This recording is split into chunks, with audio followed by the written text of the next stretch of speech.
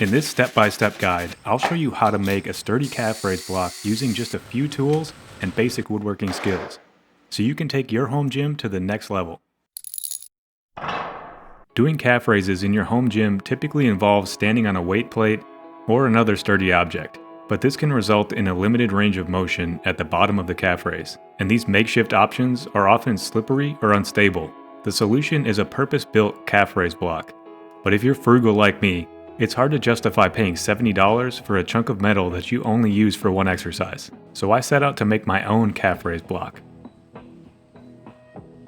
I started by researching DIY calf raise blocks. Most designs are flimsy H-frames made from 2x4s, while the more robust calf blocks are made from 4x4s. I also noticed that the footboards are generally flat, but if you look at commercial calf raise machines, they often have rounded or angled platforms. That way you get a better stretch at the bottom. One of the coolest designs I've found features notched supports to create an angled footboard, but the 2x4 construction still looks pretty flimsy to me. My idea was to combine the best features of these designs. I wanted a sturdy calf block made from 4x4 lumber with an angled footboard. I sketched a design with angled notches cut out of 2 support pieces so the footboard sits at a 22.5 degree angle. Being half of 45 degrees, I thought this angle would be aesthetic and functional. Here's a list of the items you'll need. A 4-foot piece of 4x4 lumber. I used white pine. A carpenter's square and a pencil for marking angles. A handsaw for cutting wood, 3-inch wood screws, sandpaper, and grip tape. Next, I'll walk you through how to make this calf raise block step by step. The first step is cutting the 4x4 in half to create 2-foot long pieces. You can do this with a handsaw, but I used my table saw to save time. I set the blade at about 3-inch depth and made a partial cut. Then I flipped the board and cut the rest of the way through. Next, I cut one of the 2-foot pieces in half again to create 1-foot pieces for the supports. The next step is cutting out the angled notches on the support pieces. This is the trickiest part because it requires careful measuring and cutting. First, I used the carpenter's square to measure a 22.5 degree angle on one end and cut it off using the table saw. Then I measured the 22.5 and 67.5 degree angles for the notch. I also traced around the profile of the 4x4 to get the actual shape for the cutout.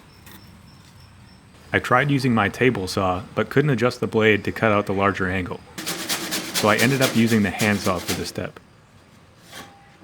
The cuts were far from perfect, but don't worry, you can sand it down later to get a perfect fit. Next, I lined up and marked the placement for the 3 wood screws to fasten the footboard to the supports.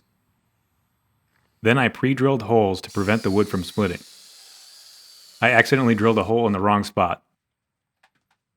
But it's not a big deal because the screw holes are out of sight on the bottom of the calf block.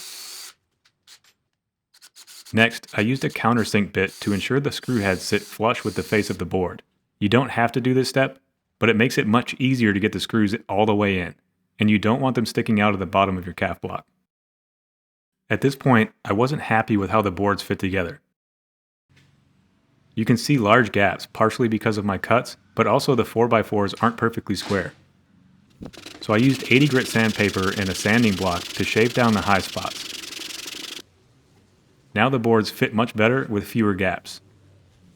Sanding all the surfaces prevents splinters and gives the calf block a sleeker finish. I used 120 and 220 grit sandpaper until all the surfaces were nice and smooth. You could also stain or seal the calf block at this point, but I chose to leave the natural wood finish. Finally, we're ready to put the pieces together.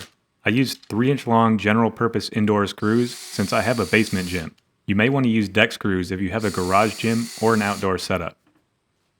The last step is applying anti-slip tape to the footboard. So I ordered this Life Grip 4-inch tape on Amazon, which covers the entire face of the footboard with one piece.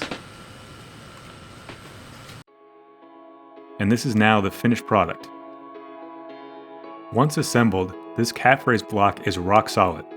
I love how beefy it is, yet it looks minimal and clean. When testing it out in my home gym, the calf block didn't budge even under hundreds of pounds of load. I also like how deep of a stretch you can get at the bottom with that angled footboard. Plus, the grip tape makes it feel like your feet are glued to the platform, so you won't slip off. The materials for this calf block project only cost about $15. I also invested in a new handsaw and carpenter square, which I can use for future projects. In total, it took several hours, including trips to the store, charging drill batteries, and filming the process. But with what you learned in this video, you could probably finish it in a few hours. With this DIY project, you can create a calf raise block that will save you money and provide you with commercial quality gym equipment that will last for decades. Feel free to leave a comment if you have any questions, and check out some of my other home gym videos.